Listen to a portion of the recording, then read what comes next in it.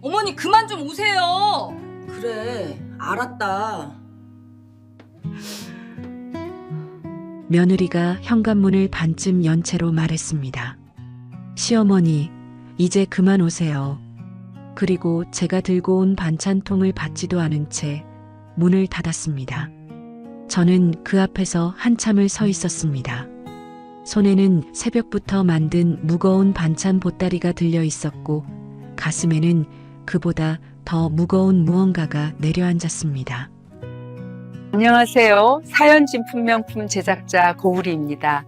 사연 시작에 앞서 좋아요와 구독 꼭 부탁드립니다. 감사합니다. 저는 김순례, 올해 72살입니다. 남편 김동철과 45년을 함께 살다가 5년 전 그 일을 먼저 보냈습니다. 아들 김민수가 하나 있고 그 아이는 올해 45살이 됐습니다. 며느리 박소희는 42, 결혼한 지 15년째입니다. 손주는 둘, 13살 손녀 지은이와 11살 손자 지훈이가 있습니다.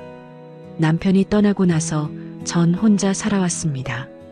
경기도 작은 도시의 30평짜리 아파트에서요. 이 집은 남편이 평생 일해서 마련한 집이었습니다. 30년 전에 샀으니 이제는 시세가 꽤 올라 7억 정도 된다고 하더군요. 남편은 이 집 한 채와 예금 1억 원을 남기고 떠났습니다. 많진 않지만 혼자 살기엔 넉넉한 재산이었습니다. 아들 민수는 서울에서 회사를 다닙니다. 중견기업 부장으로 월급은 그럭저럭 괜찮은 편이었죠. 며느리 소희는 전업주부였습니다. 결혼 전엔 회사를 다녔지만 첫째를 낳고 나서 그만뒀다고 했습니다. 손주들은 중학생과 초등학생이니 이제 손이 많이 가지 않을 나이지만 소희는 여전히 집에만 있었습니다. 처음엔 며느리와 사이가 나쁘지 않았습니다. 소희는 예의 바른 아이였고 명절 때마다 잘 챙겨줬습니다. 어머니 건강하세요. 자주 놀러 오세요. 그렇게 말하며 제 손을 잡아주던 소희였습니다. 저도 며느리를 예뻐했습니다. 손주들이 어릴 땐 서울까지 올라가 애들 돌봐주기도 했고 용돈도 자주 보내줬습니다. 하지만 3년 전부터였을까요? 소희의 태도가 조금씩 달라지기 시작했습니다. 제가 전화를 하면 통화 시간이 점점 짧아졌고 집에 놀러 가겠다고 하면 이런저런 핑계를 댔습니다. 어머니, 이번 주말은 애들 학원 스케줄이 빡빡해서요. 다음 주는 저희가 가족여행 가기로 했어요. 요즘 집안이 좀 어수선해서요. 그렇게 한 달이, 두 달이, 반년이 지났습니다. 명절에도 못 올라오겠다고 했습니다. 어머니, 죄송한데 올해는 저희 친정에 가기로 했어요. 장모님이 편찮으셔서요. 다음 명절엔 꼭 찾아뵐게요.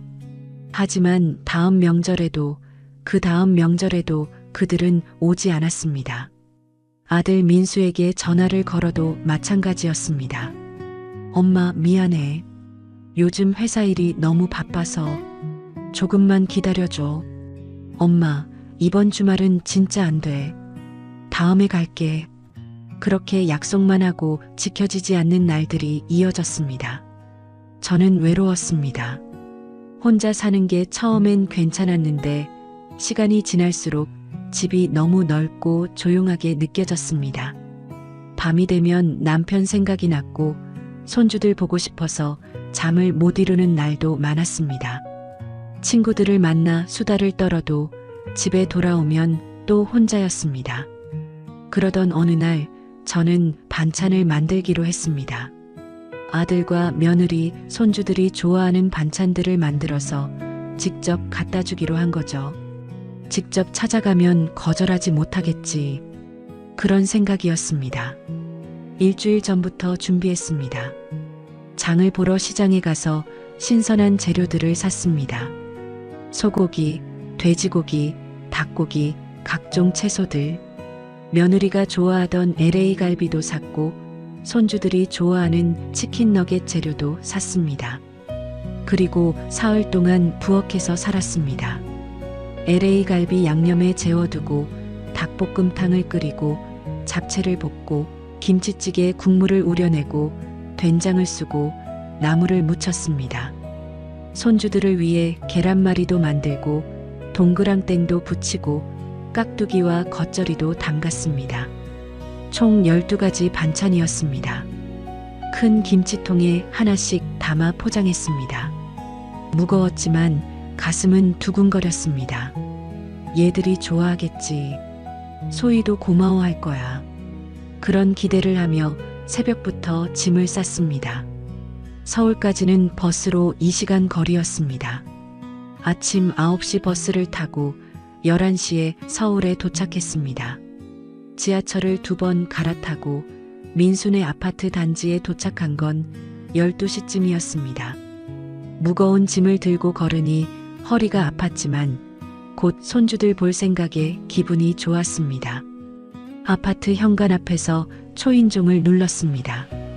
한참을 기다리는데 문이 열렸습니다. 며느리 소희였습니다. 어머니, 소희의 얼굴에 놀란 표정이 스쳤습니다. 반가운 표정이 아니었습니다. 당황한 표정이었습니다. 소희야, 엄마야. 반찬 좀 만들어서 왔어. 저는 환하게 웃으며 말했습니다. 하지만 소희는 문을 반쯤만 열어둔 채 저를 막아섰습니다. 어머니, 전화라도 하고 오시지. 갑자기 오시면 깜짝 놀래주고 싶었어. 애들 있니? 민수는 회사 갔고 애들은 학원 갔어요. 그럼 내가 기다리면 되지. 들어가자. 저는 짐을 들고 안으로 들어가려 했습니다. 하지만 소희가 문을 막았습니다. 어머니, 지금은 안 돼요. 왜? 무슨 일 있니? 집안이 좀 어질러져 있어서요. 그리고 오늘 제가 나가야 할 약속이 있어요. 소희의 목소리가 차가웠습니다. 저는 당황했습니다. 그럼 반찬이라도 받아. 내가 사흘 동안 만든 거야. 얘들 좋아하는 것들로. 어머니, 솔직히 말씀드릴게요. 소희가 팔짱을 끼며 말했습니다. 저희한테 이제 이런 거 안 해주셔도 돼요. 저희가 알아서 해요. 뭐? 어머니가 오시면 솔직히 부담스러워요. 집 안 치워야 하고 신경 써야 하고. 소희의 말에 저는 말문이 막혔습니다. 부담스럽다고? 네. 그리고 어머니가 만드신 반찬들. 저희 입맛이랑 안 맞아요. 짜고 기름지고. 그 말을 듣는 순간 제 가슴이 철렁 내려앉았습니다. 소희야, 그래도 이게. 어머니, 이제 그만 오세요. 저희 바쁘거든요. 소희는 그렇게 말하고는 문을 닫았습니다. 저는 닫힌 문 앞에서 한참을 서 있었습니다. 손에는 무거운 반찬 보따리, 가슴에는 그보다 더 무거운 상처. 눈물이 핑 돌았지만 참았습니다. 아파트 복도는 조용했습니다. 다른 집에서는 밥 냄새가 났고 어디선가 아이들 웃음소리가 들렸습니다. 하지만 제 귀엔 아무것도 들리지 않았습니다. 소희의 차가운 목소리만 맴돌았습니다. 이제 그만 오세요. 저는 무거운 발걸음으로 엘리베이터를 탔습니다. 1층으로 내려가 아파트 단지를 빠져나왔습니다. 버스 정류장 벤치에 앉아 반찬 보따리를 내려놓았습니다. 그리고 그제야 눈물이 흘러내렸습니다. 지나가는 사람들이 저를 쳐다봤습니다. 70 넘은 할머니가 큰 짐을 옆에 두고 울고 있으니 이상해 보였겠죠. 하지만 전 멈출 수가 없었습니다. 눈물이 계속 나왔습니다. 사흘 동안 정성껏 만든 반찬들, 아들과 며느리, 손주들 생각하며 하나하나 만든 것들, 그게 입맛에 안 맞는다는 한마디로 거절당했습니다. 그것도 문전박대를 당하며 저는 1시간쯤 그 벤치에 앉아 있었습니다. 지나가는 사람들, 차들, 아파트 단지의 풍경이 흐릿하게 보였습니다. 정신을 차린 건 휴대폰이 울렸을 때였습니다. 아들 민수였습니다. 엄마, 소희한테 들었어. 집에 왔다 갔다며? 응, 그래. 엄마, 왜 갑자기 와? 전화하고 오지. 너희 보고 싶어서. 엄마, 우리 바빠. 갑자기 오면 곤란해. 알았지? 민수의 목소리도 차갑기는 마찬가지였습니다. 알았어. 그래, 조심해서 가. 끊을게. 민수는 그렇게 말하고 전화를 끊었습니다. 저는 휴대폰을 내려다봤습니다. 아들의 목소리에서 미안함이나 죄책감은 전혀 느껴지지 않았습니다.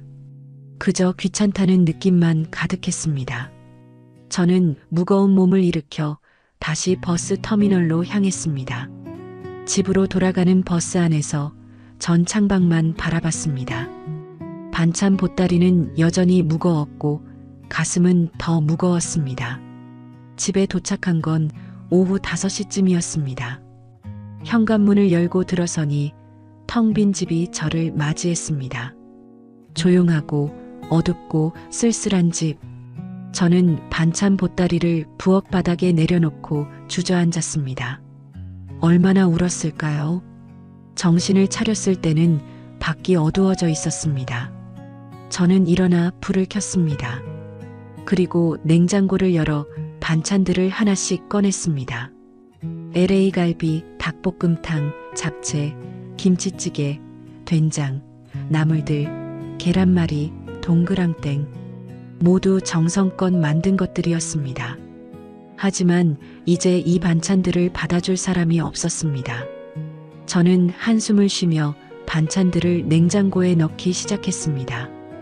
그런데 냉장고 문을 닫으려는 순간 문득 이상한 생각이 들었습니다. 아들 녀석들, 요즘 왜 저렇게 차갑게 구는 걸까? 그리고 그때 더 이상한 생각이 스쳤습니다. 3년 전부터 소희의 태도가 변했다는 것. 그 시기가 묘하게 제가 아들에게 집 명의를 넘겨준 시기와 비슷하다는 것. 제 심장이 쿵하고 내려앉았습니다. 설마. 저는 서둘러 방으로 들어가 책상 서랍을 열었습니다. 집문서를 보관해둔 곳이었습니다.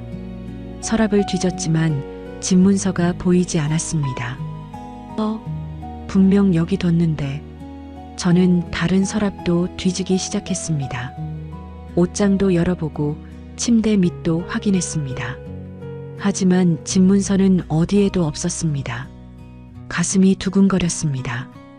불길한 예감이 들었습니다. 설마 민수가. 저는 휴대폰을 들어 아들에게 전화를 걸었습니다. 한참을 기다려도 받지 않았습니다. 다시 걸었습니다. 세 번째 전화에 아들이 받았습니다. 엄마, 왜? 지금 바빠. 민수야, 집문서 어디 있니? 전화 너머로 잠시 침묵이 흘렀습니다. 집문서? 응, 우리 집 등기권리증. 어디 있어? 그거 엄마가 나한테 준 거 아니야? 내가 언제? 3년 전에 명의 이전하라고. 제 머릿속이 하얗게 변했습니다. 뭐라고? 엄마, 기억 안 나? 엄마가 도장 찍어줬잖아. 나는 그런 기억 없는데. 그 순간 희미하게 기억이 떠올랐습니다. 3년 전 어느 날 소희가 집에 왔었습니다. 어머니, 서류 좀 확인해 주세요. 은행일인데 도장 찍어주셔야 해요. 무슨 서류인데? 그냥 형식적인 거예요. 어머니 통장 정리하는 거요. 저는 그때 별 생각 없이 도장을 찍어줬습니다. 소희가 보여준 서류에. 그게 집 명의 이전 서류였던 걸까요? 민수야, 그게 정말 명의 이전 서류였어? 응. 엄마가 나한테 집 물려준다고 했잖아. 나는 그런 말 한 적 없어. 엄마, 지금 무슨 소리야? 엄마가 늙으면 우리가 모실 테니까 미리 명의 이전 해두라고 했잖아. 저는 아무 말도 할 수 없었습니다. 제가 그런 말을 했던가요? 아니, 분명 소희가 속인 거였습니다. 민수야, 집문서 다시 돌려줘. 엄마, 이미 명의 이전 끝났어. 이제 그 집은 내 이름이야. 뭐? 엄마, 걱정 마. 우리가 엄마 모실 거니까. 나중에 요양원 보내드릴게. 요양원? 그래. 엄마 혼자 살기 힘들잖아. 우리가 알아서 할 테니까 엄마는 신경 쓰지 마. 전화가 끊겼습니다. 저는 멍하니 휴대폰을 내려다봤습니다. 온몸에 힘이 풀렸습니다. 아들이 제 집을 가져갔습니다. 제가 모르는 사이에 며느리와 짜고서 그날 밤 전 한숨도 자지 못했습니다. 머릿속이 복잡했습니다. 아들이 제 집을 가져갔다는 사실이 믿기지 않았습니다. 다음 날 아침 저는 구청으로 갔습니다. 등기부등본을 떼어보기 위해서였습니다. 창구 직원에게 서류를 요청했고 10분쯤 기다려 등기부등본을 받았습니다. 서류를 펼쳐보는데 제 손이 떨렸습니다. 소유자 란에 김민수라고 적혀 있었습니다. 이전 일자는 3년 전 2022년 4월 15일 제가 도장을 찍어준 바로 그날이었습니다. 저는 그 자리에 주저앉을 뻔했습니다. 아줌마 괜찮으세요? 창구 직원이 걱정스러운 얼굴로 물었습니다. 네, 괜찮아요. 저는 서류를 들고 구청을 나왔습니다. 집으로 돌아와 전 소파에 앉아 등기부등본을 다시 읽어봤습니다. 명의 이전 사유는 증여로 돼 있었습니다. 제가 아들에게 집을 선물로 준 것처럼 되어 있었습니다. 하지만 저는 집을 준 적이 없습니다. 며느리가 보여준 서류에 도장을 찍긴 했지만 그게 집 명의 이전 서류인 줄 몰랐습니다. 소희는 저를 속인 거였습니다. 제 머릿속에 3년 전 그날이 떠올랐습니다. 소희가 집에 왔을 때 저는 부엌에서 요리를 하고 있었습니다. 어머니, 잠깐만요. 이 서류에 도장 좀 찍어주세요. 무슨 서류인데? 은행 일이에요. 어머니 통장 정리하는 거요. 그래, 그럼 여기.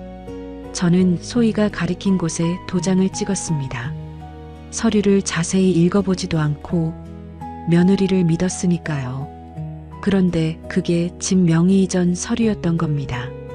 소희는 저를 철저히 속인 거였습니다. 저는 분노가 치밀어 올랐습니다.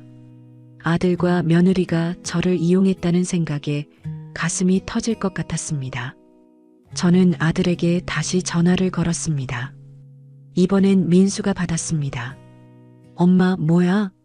민수야, 솔직하게 말해. 소희가 나를 속여서 도장 받아간 거 맞지?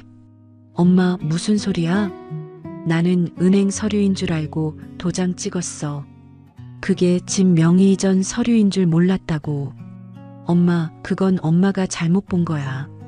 소희가 분명히 설명했을 텐데. 거짓말. 소희는 은행 서류라고 했어. 엄마, 증거라도 있어? 지금 와서 그런 소리 해봤자 소용없어. 이미 명의 이전 끝났고 법적으로 문제 없다고. 민수의 목소리는 차갑고 단호했습니다. 예전에 착한 아들이 아니었습니다.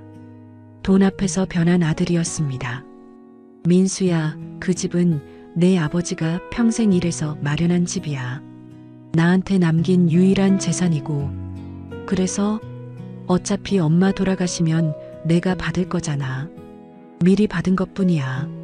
나 아직 안 죽었어. 알아. 그래서 엄마 나중에 요양원 보내드리겠다고 했잖아. 우리가 알아서 할게. 전화가 또 끊겼습니다. 저는 휴대폰을 내던지고 싶었지만 참았습니다. 온몸이 부들부들 떨렸습니다. 요양원이라고요? 저를 요양원에 보내고 제 집을 차지하겠다는 거였습니다.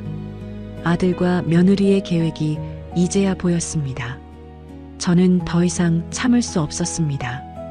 변호사를 찾아가기로 했습니다. 제 집을 되찾아야 했으니까요.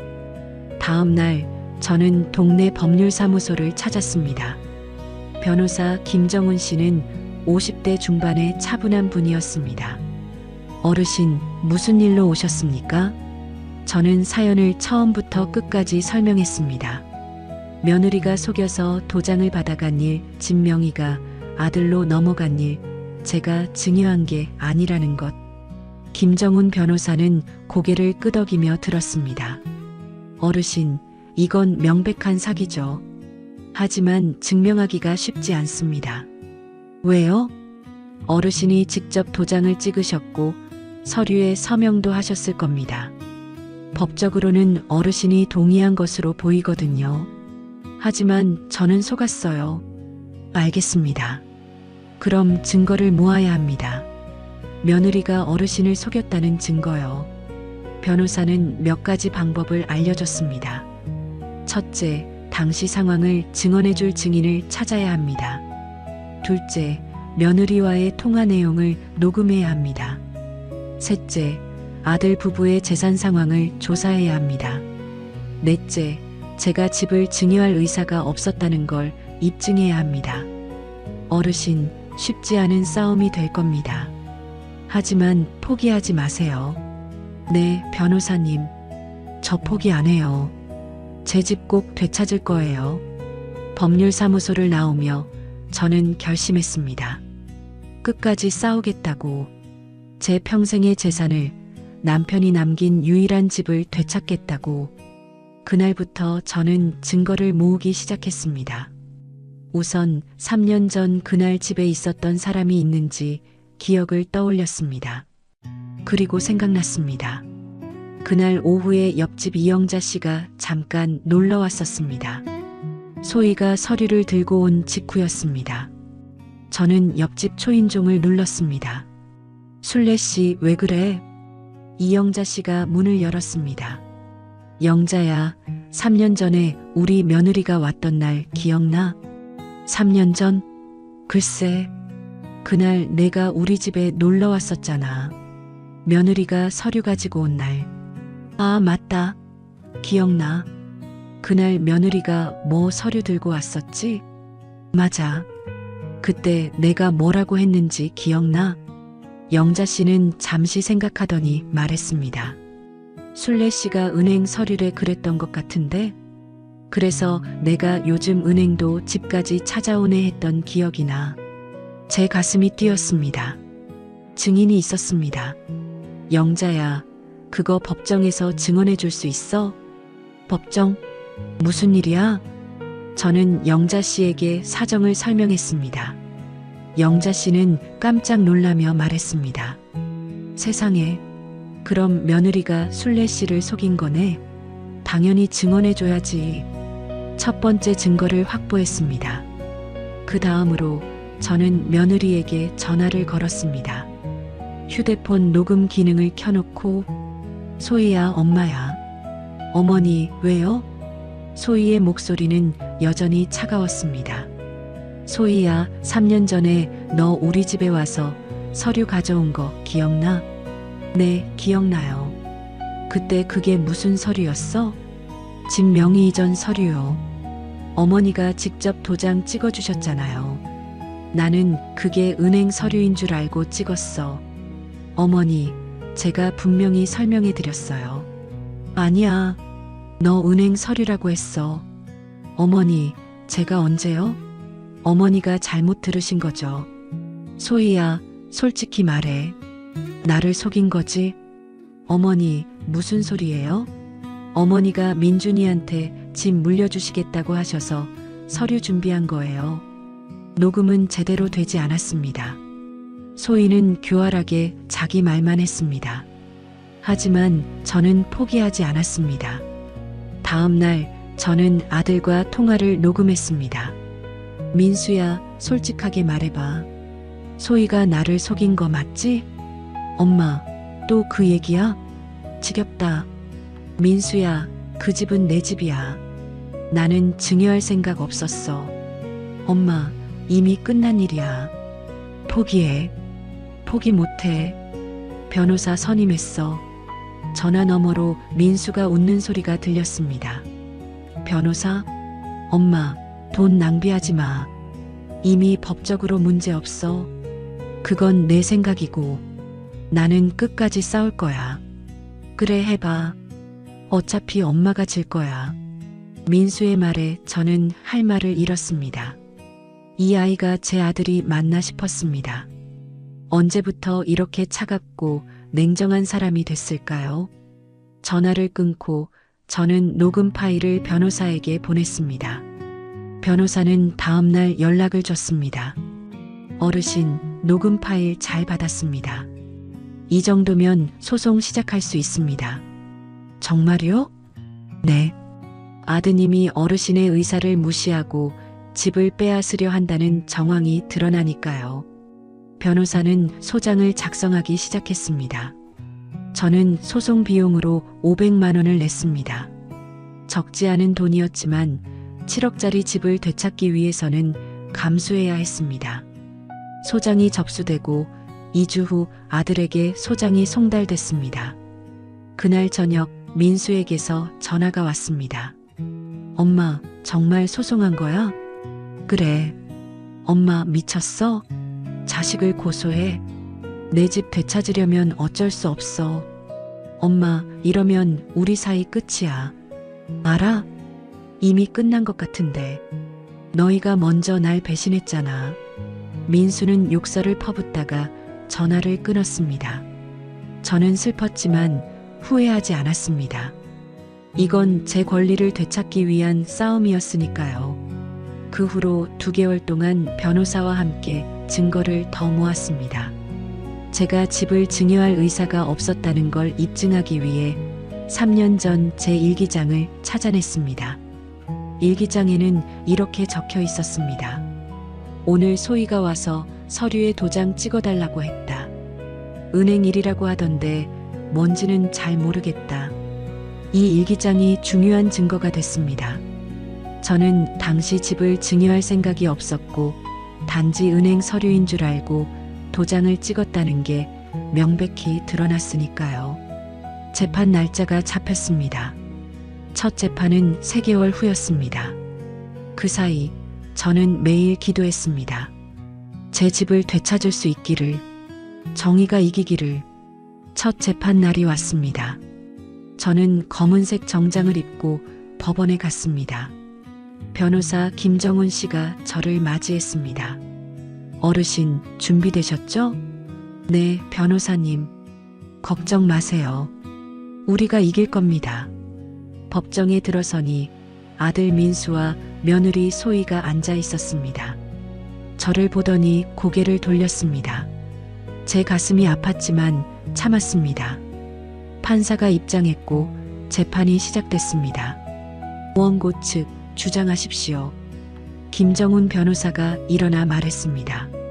원고 김순례 씨는 3년 전 피고 김민수 씨와 그의 배우자 박소혜 씨의 기망행위에 의해 부당하게 집 명의를 빼앗겼습니다. 원고는 당시 은행 서류인 줄 알고 도장을 찍었으나 그것이 집 명의 이전 서류인 줄 몰랐습니다. 변호사는 증거들을 제출했습니다. 제1기장, 이영자 씨의 증언서, 녹음 파일들. 이 증거들은 원고가 집을 증여할 의사가 없었음을 명백히 보여줍니다. 피고 측 변호사가 반박했습니다. 원고는 당시 정신이 멀쩡했고 직접 도장을 찍었습니다. 증여 의사가 있었던 것으로 봐야 합니다. 하지만 피고 측은 원고를 기망했습니다. 은행 서류라고 속여서 도장을 받아냈습니다. 그건 원고의 주장일 뿐 증거가 없습니다. 재판은 팽팽했습니다. 판사는 다음 재판 날짜를 잡고 추가 증거를 요구했습니다. 2번째 재판에서는 이영자 씨가 증인으로 출석했습니다. 증인, 3년 전 그날을 기억하십니까? 네, 기억합니다. 원고가 뭐라고 말했습니까? 순례 씨가 며느리가 은행 서류 가져왔다고 했습니다. 집 명의 이전 서류라는 말은 한 번도 하지 않았어요. 영자 씨의 증언은 강력했습니다. 피고 측 변호사가 반박하려 했지만 영자 씨는 당당했습니다. 저는 그날 일을 똑똑히 기억합니다. 순례 씨는 분명 속았어요. 3번째 재판에서는 제가 직접 증언대에 섰습니다. 원고, 당시 상황을 설명해 주십시오. 며느리 소희가 집에 와서 서류를 보여줬습니다. 은행 일이라고 했어요. 저는 며느리를 믿었기 때문에 자세히 읽어보지 않고 도장을 찍었습니다. 집을 증여할 생각이 있었습니까? 전혀 없었습니다. 그 집은 제 남편이 평생 일해서 마련한 집입니다. 제가 살아있는 한 제 집입니다. 피고 측은 원고가 나중에 요양원에 보낼 계획이라고 들었는데 사실입니까? 네, 아들이 그렇게 말했습니다. 저를 요양원에 보내고 집을 차지하려는 계획이었던 것 같습니다. 제 증언을 듣던 방청객들이 웅성거렸습니다. 판사가 조용히 하라고 했습니다. 피고 측에서 민수가 증언대에 섰습니다. 피고, 원고를 속여서 도장을 받았습니까?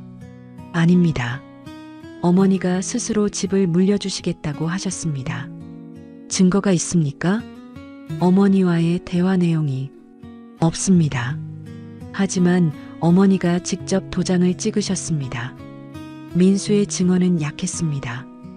구체적인 증거가 없었으니까요. 네 번째 재판에서 판사는 최종 판결을 내렸습니다. 원고 김순례의 주장을 인정한다. 피고 김민수와 박소희는 원고를 기망하여 부당하게 집 명의를 취득했다. 따라서 명의 이전을 무효로 하고 집 소유권을 원고에게 환원한다. 판결문을 듣는 순간 제 눈에서 눈물이 흘렀습니다. 이겼습니다. 제 집을 되찾았습니다. 법정을 나오며 민수가 제게 다가왔습니다. 엄마, 만족해? 이제 우리 남남이야. 민수야, 내가 먼저 날 배신했잖아. 엄마도 날 고소했잖아. 이제 엄마 혼자 살아. 우리는 엄마 모르는 사람이야. 민수는 그렇게 말하고 돌아섰습니다. 소희도 저를 쏘아보며 따라갔습니다. 제 가슴이 아팠지만 후회는 없었습니다. 제 권리를 되찾았으니까요. 재판이 끝나고 2주 후 집 명의가 다시 제 이름으로 바뀌었습니다. 등기부등본을 확인하는데 김순례라는 이름이 다시 적혀 있었습니다. 저는 서류를 꼭 안고 울었습니다. 하지만 문제가 하나 남았습니다. 이제 이 집에서 어떻게 살아갈 것인가? 아들과는 연락이 끊겼고 손주들도 볼 수 없게 됐습니다. 저는 완전히 혼자가 됐습니다. 며칠 동안 고민했습니다. 그리고 한 가지 결심을 했습니다. 이 집을 팔아서 의미 있는 일을 하자고. 저는 부동산에 집을 내놓았습니다. 시세대로 7억에 내놨고 한 달 만에 팔렸습니다. 7억이라는 큰 돈이 제 통장에 들어왔습니다. 저는 그 돈으로 무엇을 할지 생각했습니다. 그리고 떠올랐습니다. 저처럼 자식들에게 버림받은 노인들이 많다는 것. 갈 곳 없는 노인들, 외로운 노인들. 저는 노인 쉼터를 만들기로 했습니다. 혼자 사는 노인들이 모여서 함께 생활할 수 있는 공간. 가족에게 버림받았지만 서로가 가족이 되어줄 수 있는 곳. 저는 경기도 외곽에 작은 건물을 샀습니다. 2층 건물로 1층은 식당과 거실, 2층은 개인 방 10개가 있는 곳이었습니다. 4억에 샀고 남은 3억으로 리모델링하고 운영비를 마련했습니다. 6개월 동안 준비했습니다. 벽지를 새로 바르고 가구를 들이고 주방을 꾸몄습니다. 친구 영자 씨가 도와줬고 교회 친구들도 함께 해줬습니다. 그리고 마침내 순례의 집이라는 이름으로 노인 쉼터를 열었습니다. 처음엔 저 혼자였습니다. 하지만 소문이 나면서 한 분, 두 분 찾아오기 시작했습니다. 첫 번째로 온 분은 75살 박명자 할머니였습니다. 저도 자식들한테 버림받았어요. 여기서 살 수 있을까요? 물론이죠. 여기는 우리 모두의 집이에요. 두 번째는 70살 최영수 할아버지였습니다. 아들이 저를 요양원에 보내려고 해요. 전 거기 가기 싫어요. 여기서 우리랑 같이 사세요. 세 번째, 네 번째, 다섯 번째. 6개월 만에 10개 방이 모두 찼습니다. 모두 저와 비슷한 사연을 가진 분들이었습니다. 자식들에게 배신당하거나 버림받거나 외면당한 노인들. 우리는 함께 밥을 먹고 함께 이야기를 나누고 함께 웃었습니다. 혼자일 때는 외로웠지만 함께 있으니 외롭지 않았습니다. 우리는 서로에게 가족이 됐습니다. 어느 날 명자 할머니가 말했습니다. 순례야, 고마워. 내가 이 집을 만들어줘서. 아니에요, 명자 언니. 저도 여러분이 있어서 행복해요.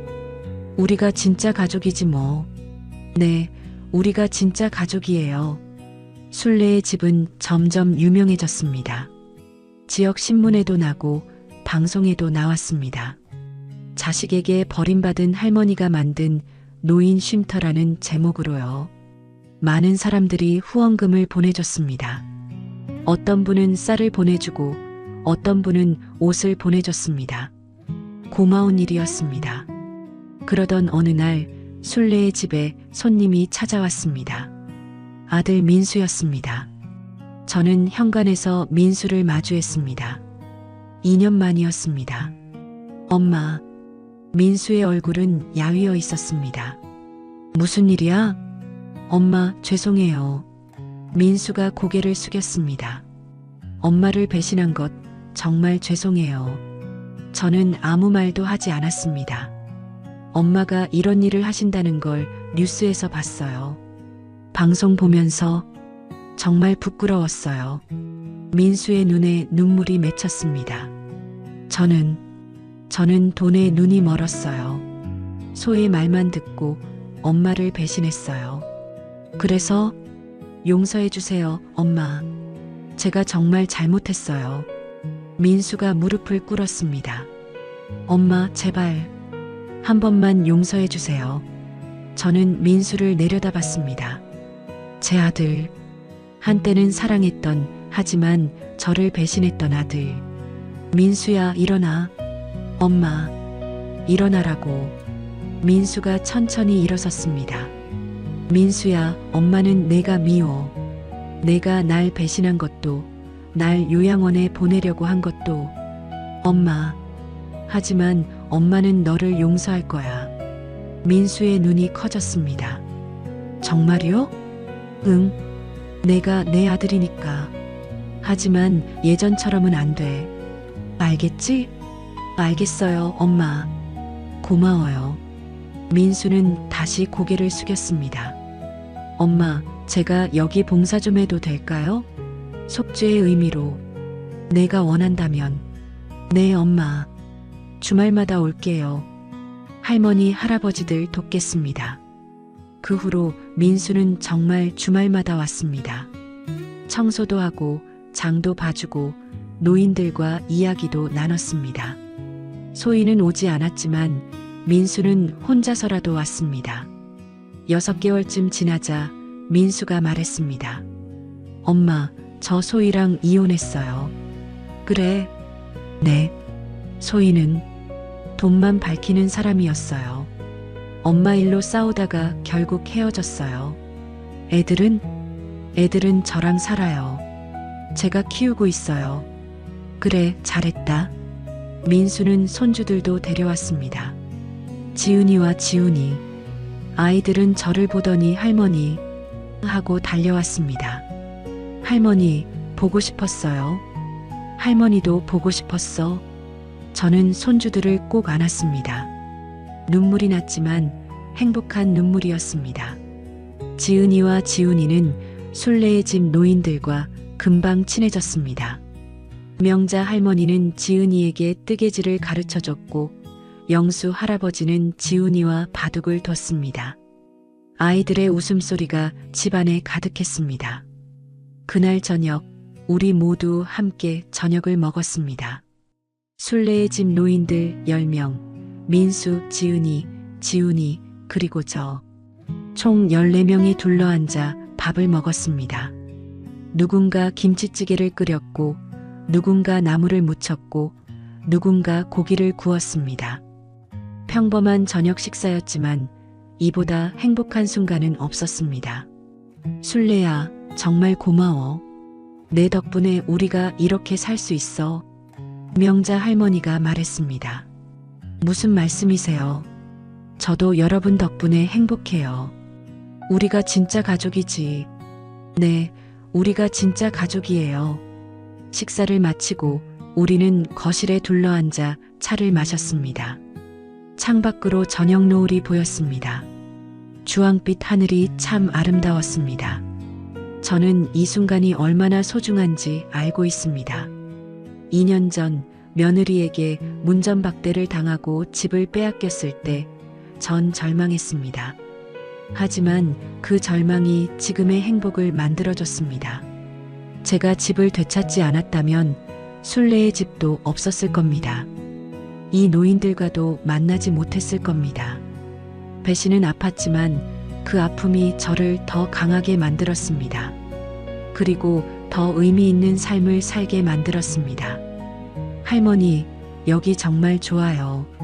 지은이가 제 옆에 앉으며 말했습니다. 그래, 자주 놀러와. 네, 할머니. 매주 올게요. 고맙다, 우리 손주.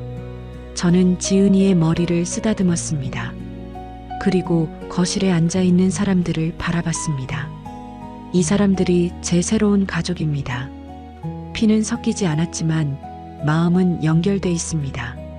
며느리는 제 집을 훔쳐갔지만 전 더 큰 것을 얻었습니다. 새로운 가족, 새로운 삶, 새로운 의미.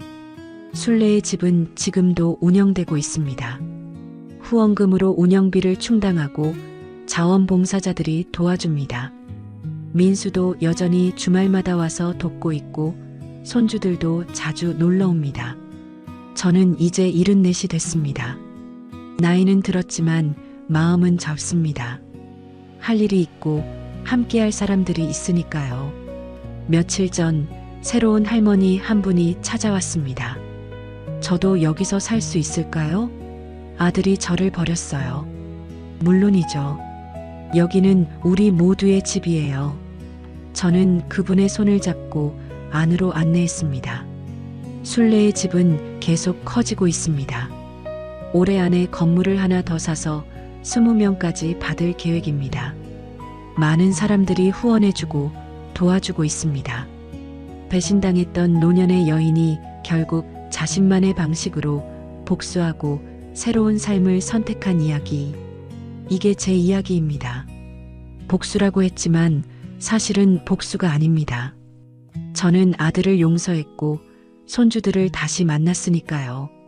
다만 제 방식대로 살기로 한 겁니다. 자식에게 의지하지 않고 스스로 길을 만들어가는 삶. 그리고 저와 같은 처지의 노인들과 함께하는 삶. 이게 제가 선택한 길입니다. 후회는 없습니다. 오히려 감사합니다. 그 배신이 없었다면 지금의 저도 없었을 테니까요. 오늘도 순례의 집은 따뜻합니다. 노인들의 웃음소리가 집 안가득 울려 퍼지고 저녁 준비하는 냄새가 나고 창밖으로는 저녁 노을이 집니다. 저는 이 순간이 행복합니다. 그리고 내일도 모레도 그 다음 날도 행복할 겁니다. 순례의 집과 함께, 이 사람들과 함께. 감사합니다. 제 이야기를 들어주셔서. 이게 며느리에게 집을 빼앗겼지만 결국 더 큰 것을 얻은 74 김순례의 이야기입니다. 시청해 주셔서 진심으로 감사드립니다. 늘 건강하시고 마음에 평안이 가득하시길 바랍니다.